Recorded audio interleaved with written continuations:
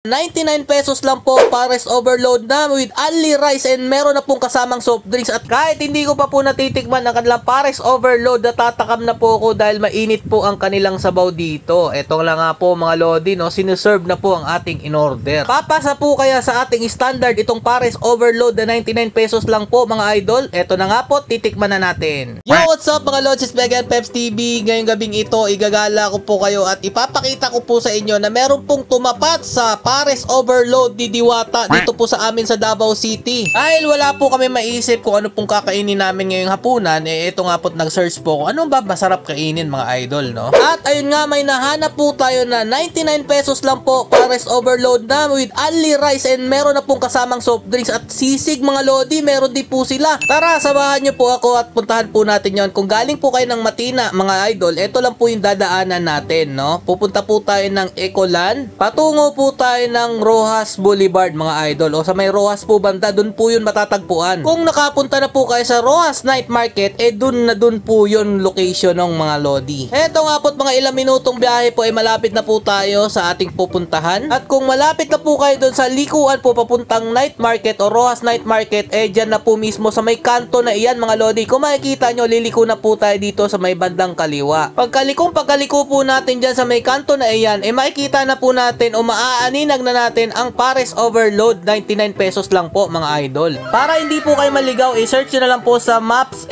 gastropub po mga idol, pares 99 overload sisig 99, makikita nyo na po yan doon. Bumungad po agad sa amin ang napakaraming taong nakapila mga lodi, no? O para hindi po kayo maligaw, eto po yun mga idol, o papakita ko sa inyo. Yan po mismo sa kanto ng boulevard mga idol, papasok po ng Roxas, eto na po yun mga idol, makikita nyo naman po, meron po yung mga ukay-ukay dyan sa may bandang unahan, eto na po yun mismong kanto lang. Akala po namin sobrang liit lang po ng pwesto niya mga idol, no? Makikita po natin kasi may mga lamesa sa labas, yun po pala mga lodi, meron din po sa loob at napakalaki po ng space niya. Eto lang nga po mga lodi, papakita ko po sa inyo ang sitwasyon dito. Nandyan po sila misis sa table sa labas, lilipat po kami sa loob nang makita nyo po ng malawak na lugar po nitong 99 pesos pares overload with only rice and may soft drinks na rin po mga lodi. Unang bumungad sa akin dito, napakalinis po ng kanyang lugar at meron po silang aircon at may pa-music pa po dyan mga lodi, no? Napakaaliwalas po pag nandito po kayo sa loob. Eto nga po ang proseso nyan, pupunta po kayo dito sa cashier o order po kayo at bibigyan po kayo ng stab, tapos ibibigay nyo po dito sa nagbibigay po ng pares overload ang inyong stab at dun po sa may dulo mga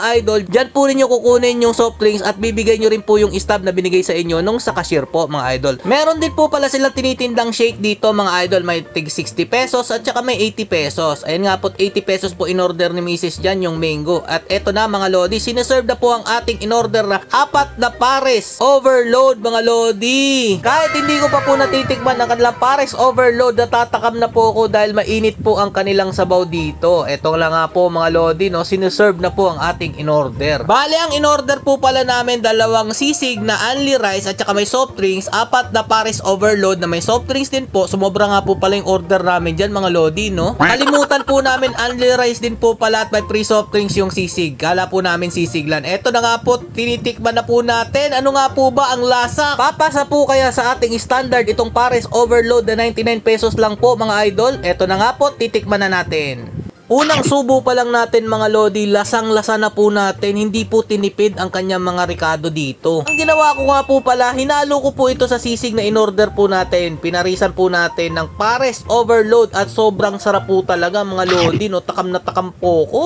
Sarap. Akala po natin porket 99 pesos lang po siya, wala pong lasa ito. Pero nagulat po ako mga lodi, parang wala po talagang pagkakaiba sa mamahaling pares. Hindi nga po pala ito sponsor mga idol, dahil ako po sumusuporta sa lahat po ng mga nagnenegosyo dito sa amin sa Davao City. Kung maaari po, binablog ko po talaga kung ano pong kaya natin itulong po sa kanila. Pakita ko lang po sa inyo ng malapitan kung ano po itsura ng kanilang sisig at saka yung pares overload mga lodi. Meron po silang mayonnaise dyan na meron pong itlog na biniyak at eto mga po, hahaluin nyo lang po. Ihahalo nyo rin po ang pares at sasamahan nyo po ng kanin. Sobrang sarap po nyan mga idol. Ingat-ingat lang po tayo, lalong-lalo na po sa merong mga high blood dyan.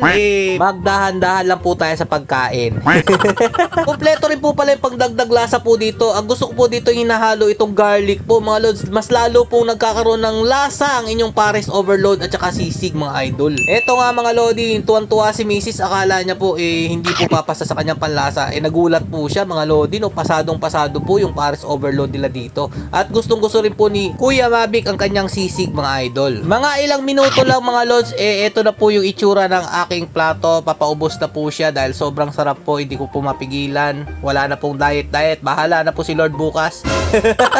Siyempre, pagkatapos dyan, umuwi na po agad kami. May dala pong shake si Mrs. at napakasarap po ng mango shake nila dyan. Worth 80 pesos lang po. Hanggang sa muli mga idol, sana po nagustuhan nyo po ang aking munting video. Nalaman nyo po na meron din po palang Pares Overload dito sa amin sa Davao City na murang-mura lang po. 99 pesos lang po, only rice at may free soft drinks na po. Hanggang sa muli, stay safe mga lods and God bless you all. Peace!